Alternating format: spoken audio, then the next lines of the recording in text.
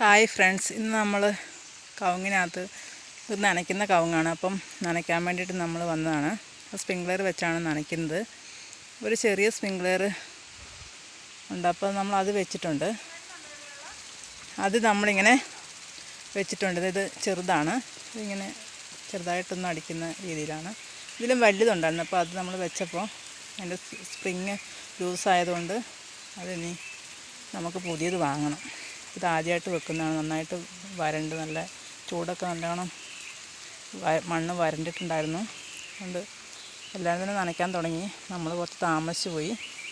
അതുപോലെ തന്നെയാണ് നമുക്ക് ഈ തെങ്ങിൻ്റെ ചുവട്ടിലിങ്ങനെ വെച്ച് കൊടുത്താൽ നമുക്ക് ചെറിയ പൈപ്പ്, 1/4 ഇഞ്ചിൻ്റെ പൈപ്പാണ്.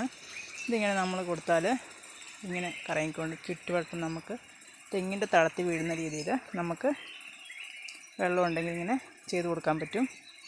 ചീരയൊക്കെ നമ്മൾ തെങ്ങിൻ്റെ തടത്തിൽ നടുമ്പോൾ നമുക്കിങ്ങനെ ഈ ഒരു സ്പ്രിംഗ്ലർ വെച്ചാൽ ചെറിയ പൈസയുള്ളൂ, 20-25 രൂപയും കണ്ടുള്ളൂ.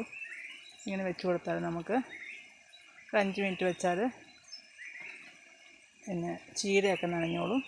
അതുപോലെ തന്നെ തെങ്ങിന് തന്നെ വേറെ തന്നെ വെച്ച് കൊടുത്താൽ നമുക്ക് നനച്ചെടുക്കാൻ പറ്റും.